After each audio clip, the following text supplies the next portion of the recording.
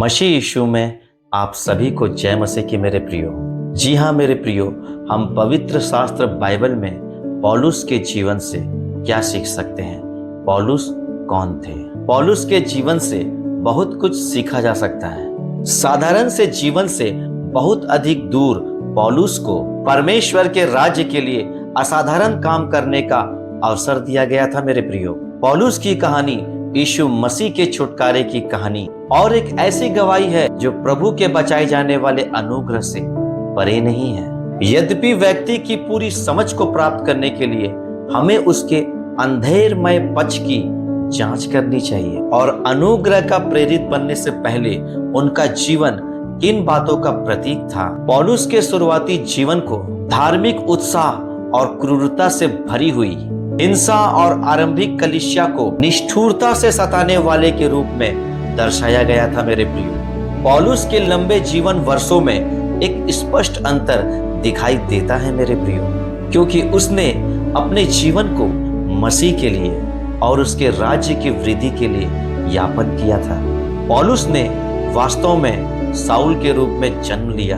वह बिन्यामीन के वंश और इब्रानी परंपरा से आया था मेरे प्रियो। उसके माता पिता फरीसी थे जो कि उत्साही राष्ट्रवादी थे, जिन्होंने मूसा की व्यवस्था का कठोरता से पालन किया और उन्होंने अपने बच्चों को अन्य जातियों के प्रदूषण से बचाने का प्रयास भी किया। साउल के घर में यूनानी सभ्यता से संबंधित किसी भी बात का तिरस्कार किया जाता था, तो भी वो यूनानी और लतीनी भाषा बोल सकता था। साउल का परिवार एक रोमी नागरिक था, परंतु उन्होंने यरूशलेम को युद्ध और पवित्र नगर के रूप में देखा था। 13 वर्ष की आयु में साउल को फलिस्तीन में गमलीएल नाम के एक रब्बी से शिक्षा प्राप्त करने के लिए भेजा गया, जिसके अधीन साउल ने यहूदी इतिहास और भजन संहिता और भविष्यद्वक्ताओं के कार्यों के विषय में शिक्षा पाने के लिए कुशलता प्राप्त की। उसकी शिक्षा ऐसे ही अगले 5-6 वर्षों तक चलती ही रह गई, क्योंकि साउल को ऐसी बातों को सीखना था जो कि पवित्र शास्त्र को ठीक ठीक समझा जा सके। साउल एक अधिवक्ता बन गया मेरे प्रियो, और सभी चिन्हों ने उसे यहूदी महासभा का सदस्य बनने के लिए संकेत किया, जो कि यहूदी जीवन और धर्म के ऊपर शासन करने वाला 71 लोगों का यहूदी सर्वोच्च न्यायालय था। साउल अपने विश्वास के लिए उत्सुक था और उसके इसी विश्वास ने उसे समझौता करने की कोई भी अनुमति नहीं दी, और ये वही विश्वास है जो साउल को धार्मिक रूढ़िवाद की दुनिया में ले गया। प्रेरितों के काम 5 अध्याय का 28 से 42 में पतरस ने यहूदी महासभा के सामने सुसमाचार का प्रचार किया और यीशु का बचाव किया, जिसे साउल ने सुना था। गमलीएल भी वहां उपस्थित था और उसने परिषद को शांत करने और पतरस को पत्थर मारने से रोकने का एक संदेश दिया।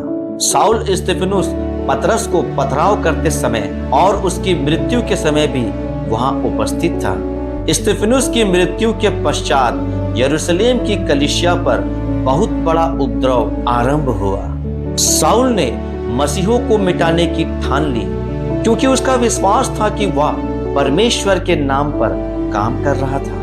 विवाद स्वरूप के रूप से धार्मिक आतंकवादी से कहीं अधिक डरावना और दुष्टता से भरा हुआ कोई कार्य हो ही नहीं सकता है, विशेष रूप से जब कोई यह विश्वास करता है कि वह निर्दोष लोगों की हत्या करके प्रभु की इच्छा पूरी कर रहा है। यही सटीकता रूप से तरसुस का साउल था मेरे प्रियो। वह घर घर घुसकर पुरुषों और स्त्रियों को घसीट घसीट कर बंदीगृह में डालता था। पौलुस की कहानी प्रेरितों के काम 9 अध्याय का 1 से लेकर 22 में हम लोग यह देखते हैं, जो लगभग 150 मील यात्रा को करने के लिए यरूशलेम से दमिश्क की सड़क के ऊपर यीशु मसीह के साथ पौलुस की मुलाकात को स्मरण दिलाता है। साउल ने अपने जीवन में जो कुछ भी देखा उससे वह अत्यधिक क्रोधित हो गया और मसीहों के प्राण लेने के विरुद्ध उनका मन क्रोध से भर गया।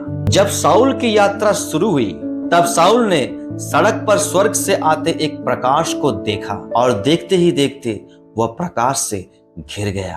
अब उनके जीवन में आगे क्या होता है जानने के लिए मेरी नेक्स्ट वीडियो का वेट करें मेरे दोस्तों।